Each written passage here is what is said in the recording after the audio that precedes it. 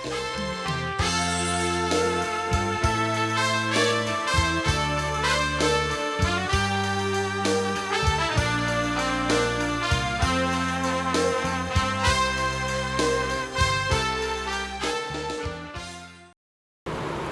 ยดีท่านผู้ชมบริษัทหนึ่งมีนามงคลก่อสร้างและผลิตเฟอร์นิเจอร์แมนบริษัทหนึ่งที่ขึ้นกับกรมใหญ่พระราชการกองทัพและเหตุหน้าที่ในการรับเหมาก่อสร้างกิจการของกระทรวงป้องกันประเทศเหตุหน้าที่ในการผลิตเฟอร์นิเจอร์ออกรับไส้ให้แก่กองทัพบ่ว่าจะเป็นเตียงเดียวเตียงคู่และผลิตภัณฑ์อื่นๆและมื้อนี้ทีมงานรายการโทรภาพกองทัพพาประธานมารับชมบทสัมภาษณ์เนื่องในโอกาสวันสร้างตั้งกรรมกรสากลครบรอบ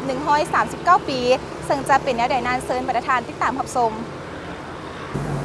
เจ้าก่อนอื่นให้สหายแนะนำสื่อสั้นและนาทีครับพี่โซข้าพเจ้าพันตรีจอมใจศรีพารัตน์คณะพักของก่อสร้างสำแดงโดยทิศซี่น้ำจากกระทรวงป้องกันประเทศกรมใหญ่พระราชการกองทัพให้กฎปกเฮาอันเป็นหัวหน่วยธุรกิจได้ตั้งบริษัทร่วมระหว่างกองทัพและบริษัทซึ่งเปลี่ยนชื่อมาเป็นบริษัทหนึ่งมีนามมงคลก่อสร้างและผลิตเฟอร์นิเจอร์ซึ่งประกอบมีประธานบริษัท1 ท่านห้องประธานหน่วยการ2 ท่านแบ่งออกเป็น2แผนกการคือแผนกการบริหารสังรวมและแผนกก่อสร้างผลิตเฟอร์นิเจอร์โดยภายใต้การชี้นำของกรมใหญ่พระราชการกองทัพซึ่งมีจำนวนพลทั้งหมดเป็น32 สหายยิง6 สหายเรียกงานวิชาเฉพาะโดยอยู่ตามโควต้าของกระทรวงป้องกันประเทศให้พวกเขาผลิตเฟอร์นิเจอร์เล็กและไม้ผลิตเตียงนอนเล็กสั้นเดียวและ2 สั้นรับใช้กองทัพจำนวนปีละ800 คนไว้โดยเฉพาะแมนเวียดเล็กพวกเขาได้ป้องกันถึงใจจัดตั้งผลิตเพื่อให้ทวงทันเพื่อสนองให้แต่ละกลุ่มของผลิตให้สำเร็จตามแผนการผลิตเฟอร์นิเจอร์ไม้เป็นต้นแมนโตตั้งตู้เตียงรับใช้กองทัพและสังคมทั่วไปนอกนั้นพวกเขายังได้ผลิตแก๊สหีบต่างๆเพื่อสนองให้กลุ่มใหญ่เทคนิคเป็นจำนวนหลายรายการและระยะผ่านมานี้บริษัทของพวกเราผลิตภัณฑ์อย่างแน่ที่ว่าออกรับไส้ให้แก่กองทัพก็คือสังคมโดยหลักๆแล้วแม่นพลบทบาทของอยู่ในบริษัทของพวกเรานี้เนาะเป็นเรื่องงานการเมืองก็คือผลิตเตียงเล็กฮั่นเนาะถือว่าแต่ละปีนี้พวกเราก็ผลิตได้หลาย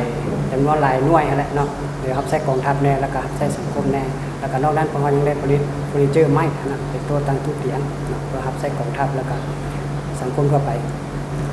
เจ้าและเนืองในโอกาสวันกรรมกรสากล139 ปีนี้อยากให้สหายแสดงความรู้สึกต่อวันดังกล่าวเนื่องในโอกาสเฉลิมฉลองวันกรรมกรสากลของ139 ปีนี้ให้มีความหมายเรื่องซึ่ง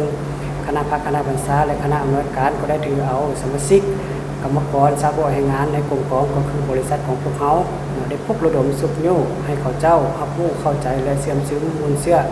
ปฏิวัติความเป็นมาของวันสำคัญดังกล่าวโดยแนะใส่ผู้ระดมสร้างจิตสำนึกให้สมาชิกกรรมการกรรมกรและสาวกแรงงานในหักฐานให้มีความบุกเบิกห้าวหันตั้งหน้าประกอบส่วนเขาในการเคลื่อนไหวเวียกงานปฏิบัติหน้าที่เฉพาะกระบวนการผลิตให้ได้หลายขึ้นปฏิบัติขอแข่งขันให้เป็นเจ้าของสหพันธ์กรรมการลาววังออกและเนื่องในโอกาสวันสั่งตั้งกรรมกรสากลครบรอบ139 ปีอยากให้สหายต่างหน้าให้พนักงานนักโหบตัวบริษัทหนึ่งมีนามคุณไว้พรในการนำภาครัฐคณะนำกระทรวงป้องกันประเทศรวมถึงสมาชิกชาวกรรมกรจนสร้างตัวแห่งงานทุกคนในโอกาสนี้ขออวยพรใส่อันประเสริฐให้แก่การนำภาครัฐการนำกระทรวงป้องกันประเทศจงมีสุขภาพแข็งแรงมีพลังไม่สมบูรณ์สืบต่อซี่นำพากันพัฒนาประเทศชาติให้มีความเจริญรุ่งเรืองศรีวิไลอวยพรบรรดาทานบรรดาสหายพนักงานสมาชิกกรรมการกรรมกรและสาวกแรงงานให้ทุกคนจงมีสุขภาพแข็งแรงพร้อมกันสู่ส้นพัฒนาประเทศชาติของพวกเขาให้ก้าวขึ้นสู่ประเทศความศรีวิไลตลอดไป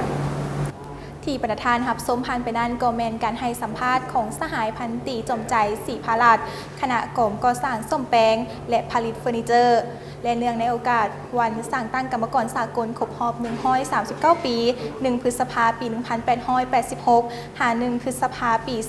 2025 ขออวยพรไซอันประเสริฐมายังการนำภาครัฐคณะนำกระทรวงป้องกันประเทศตลอดถึงชนชั้นสาวพวกแรงงานกรรมบาลกรรมกรทุกสหายจงมีสุขภาพแข็งแรงมีพลานามัยสมบูรณ์เฮ็ดสำเร็จทุกหน้าที่